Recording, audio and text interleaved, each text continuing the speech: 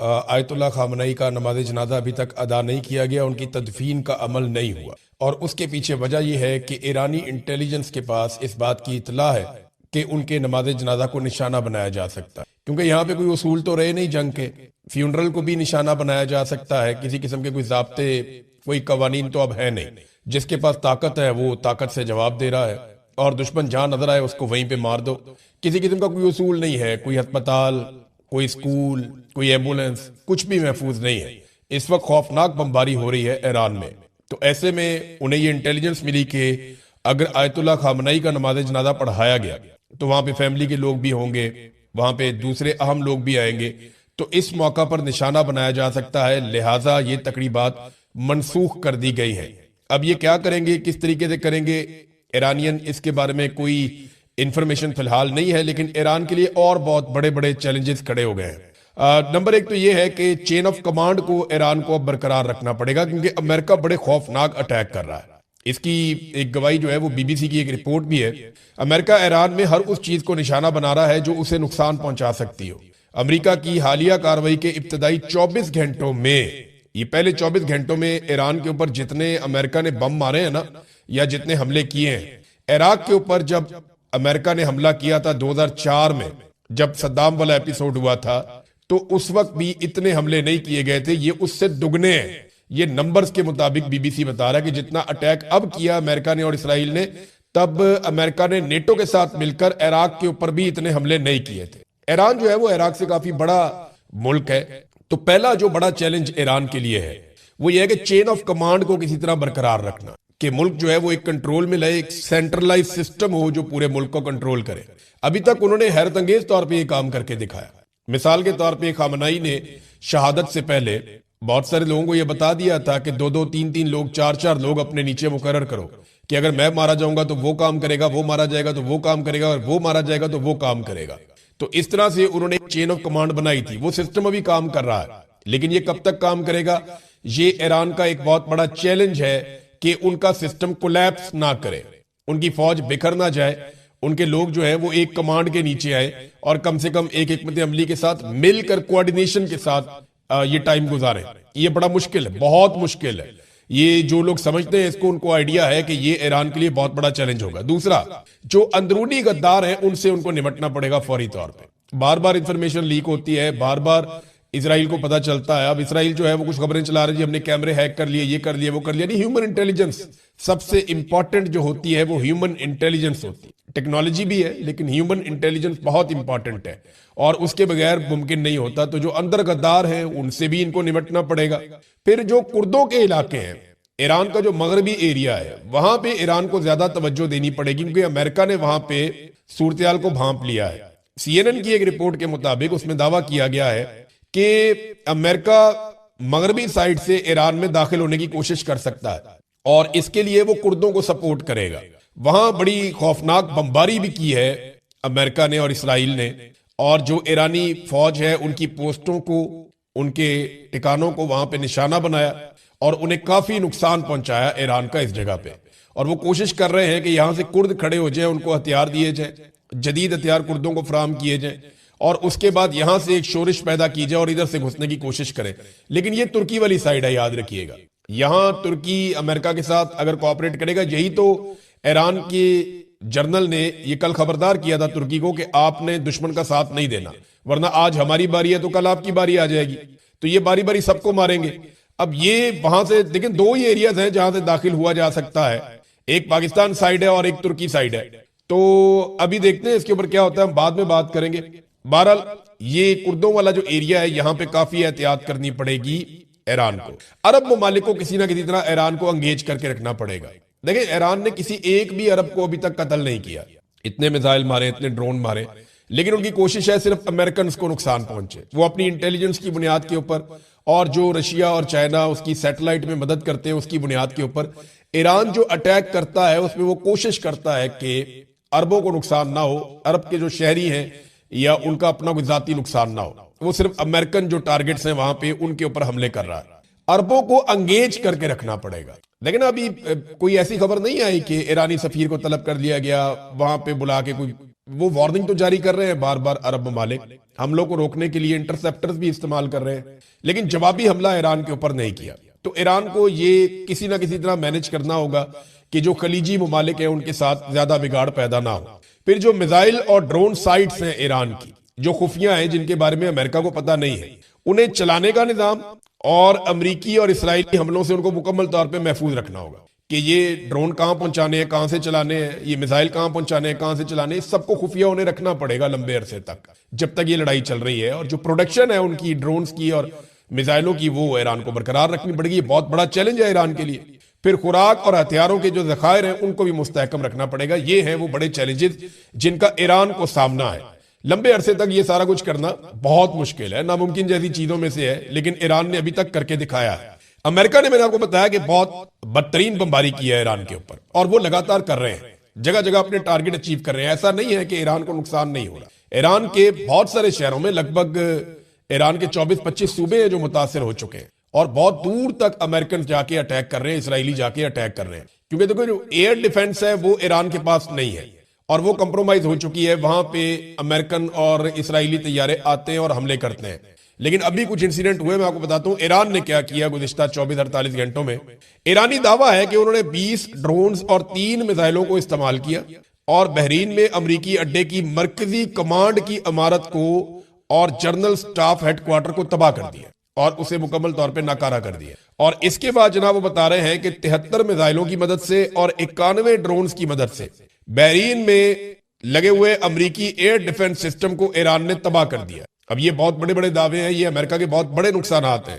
کچھ اطلاعات یہ بھی آ رہی ہیں کہ یو اے ای میں دنیا کا سب سے مہنگا ایئر ڈیفنس سسٹم ہے جو امریکہ کا لگا ہوا ہے، اسے بھی حملہ کرنے کے بعد ناکارہ بنایا گیا ہے. اس کے حوالے سے کچھ سیٹلائٹ تصاویر بھی سوشل میڈیا پہ شیئر کی جا رہی ہیں.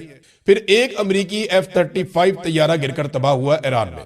یہ F-35 کو دنیا کا جدید ترین طیارہ اس وقت کہا جاتا ہے. دنیا میں اس کی بڑی ڈیمانڈ ہے، لیکن یہ بہت مہنگا طیارہ ہے. اسرائیلی فوج بھی اسے استعمال کرتی ہے، امریکن فوج بھی اسے استعمال کرتی ہے. یہ ایران کے شمال میں لواسان میں یہ گرایا گیا ہے، یہاں پہ پہاڑیاں ہیں، ان کے اندر یہ طیارہ گرا ہے، اور اس کو ایرانی ایئر ڈیفنس سسٹم نے نشانہ بنایا ہے مبینہ طور پہ. وہ چائنا سے انہوں نے HQ-9 لیا ہوا ہے ایئر ڈیفنس سسٹم.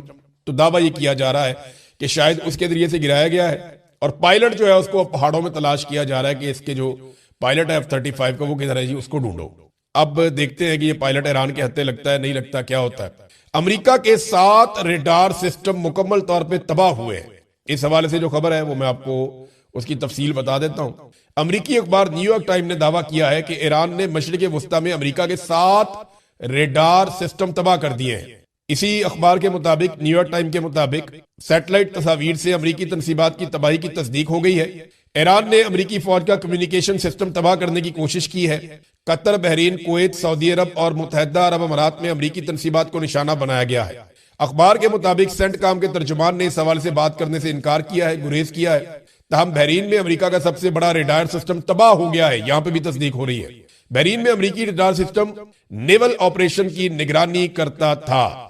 یہ بہت بڑی تباہی ہے جو ہو رہی ہے امریکہ کی.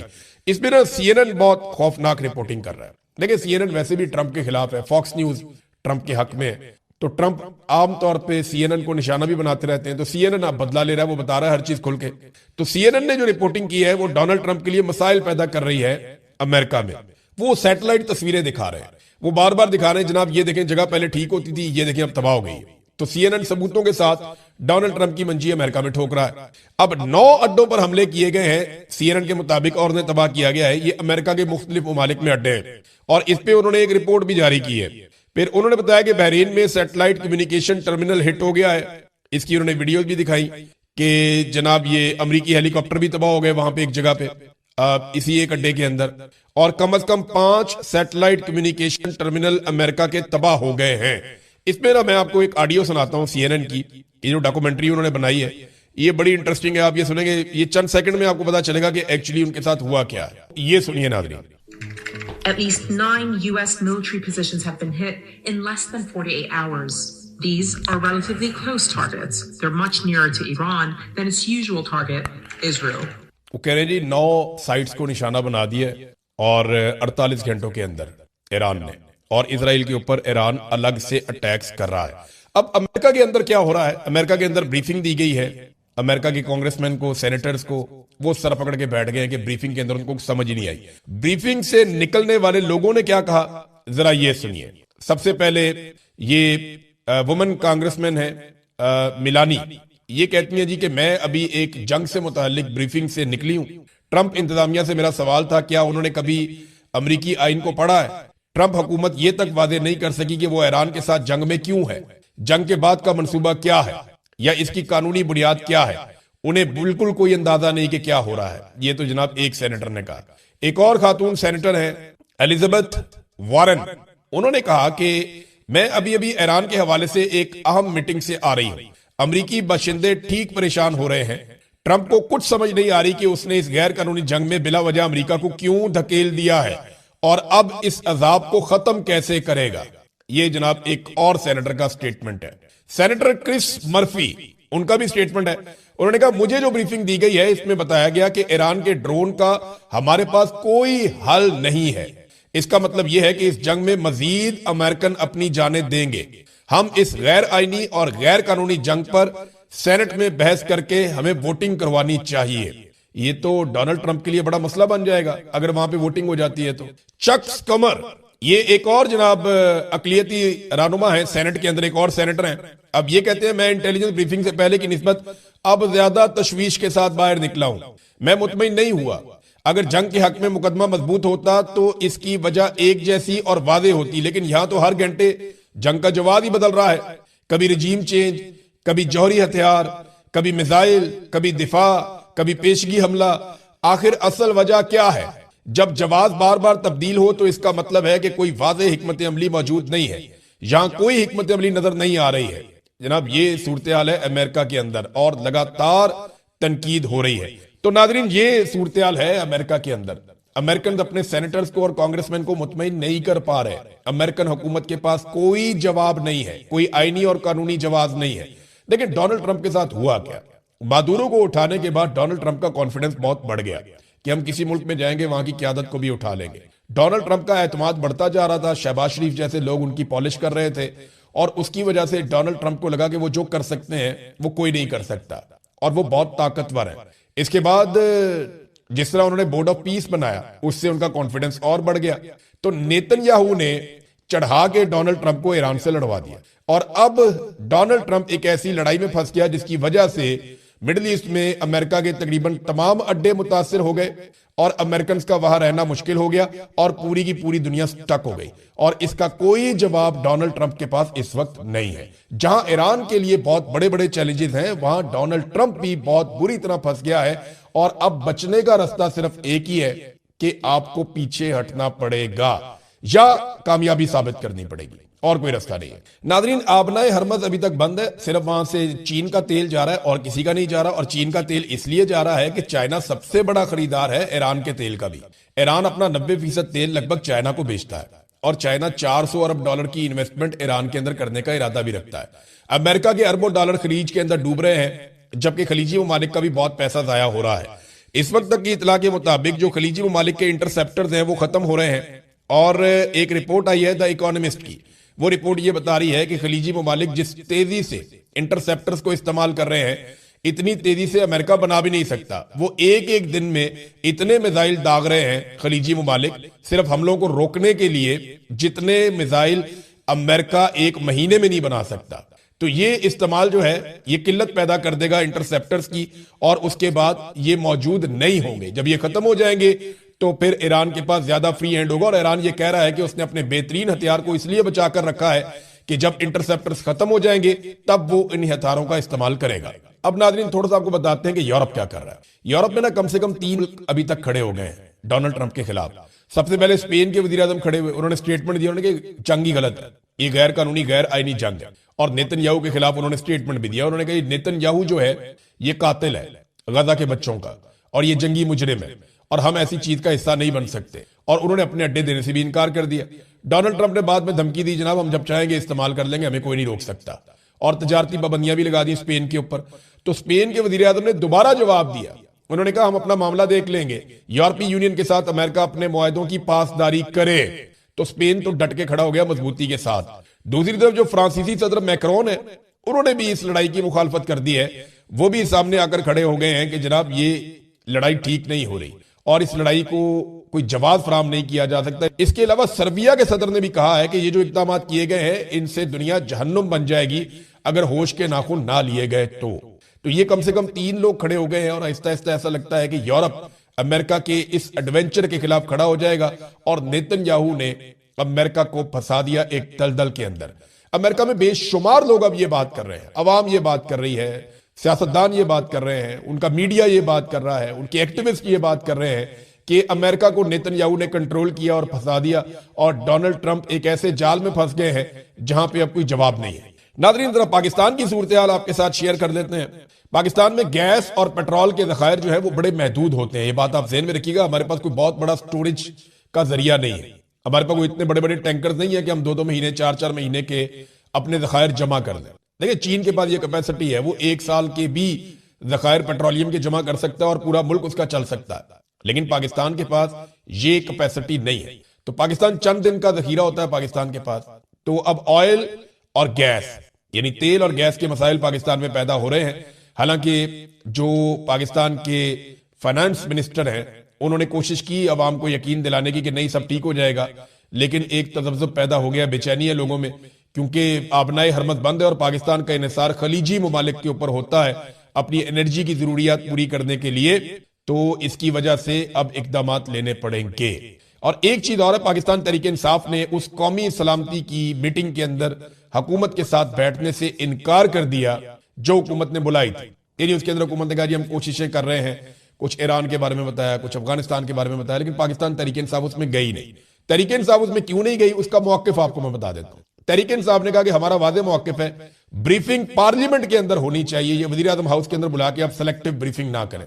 فضل الرحمان جا کے بیٹھ کے دیکھیں, فضل الرحمان کے بارے میں نے آپ کو 1000 مرتبہ کہا ہے کہ فضل الرحمان گورنمنٹ ہے, اپوزیشن نہیں ہے. فضل الرحمان گورنمنٹ ہے, اپوزیشن نہیں ہے, ہر چیز کے لیے برابر کے ذمہ دار ہے. ان کو صرف اپوزیشن میں رکھا گیا ہے دکھاوے کے لیے. دیکھیں نا یہی فضل الرحمان صاحب یہودی ایجنٹ اور یہ اور وہ فلانے کارڈ لے کے میدان میں ہر وقت میدان عمل میں نکلیں گے, یہ کریں گے وہ کریں گے. اب وہ فضل الرحمان آپ کو دکھتا ہی نہیں ہے کہیں پہ. یہ جا کے بورڈ آف پیس میں بیٹھ گئے, یہ وہاں پہ غزہ میں فوج بھیجنے کی باتیں کر رہے ہیں, ٹرمپ کو نوبل انعام دے رہے ہیں, بات ہی نہیں کرتے. ناظرین اب وہ پی ٹی آئی یہ کہتی ہے کہ یہ پارلیمنٹ کے اندر ہونی چاہیے تھی. اب پاک فوج ہماری بھی ہے, ملک ہمارا ہے, ہر معاملے پر ہم ریاست کے ساتھ کھڑے ہیں, مگر ہمارے لیڈر سے ملاقات تک نہیں کروائی جا رہی. یہ تو ان کا حق ہے. اگر آپ نے ایک پالیسی کے اندر شامل کرنا ہے ایک پولیٹیکل پارٹی کو, تو کم سے کم آپ عمران خان صاحب سے ملاقات کریں تاکہ ان کا موقف باہر آ کر پاکستان تحریک انصاف کے لوگ بتا سکیں اور ان کے موقف کے مطابق آگے بڑھیں. لیڈر جو ہے وہ پھر انہوں نے کہا جی اب ہماری ملاقات کروائی نہیں جا رہی اور آپ فوٹو سیشن کی توقع کرتے ہیں ہم سے. 3 کروڑ ووٹ دینے والی جماعت کو نظر انداز نہیں کیا جائے.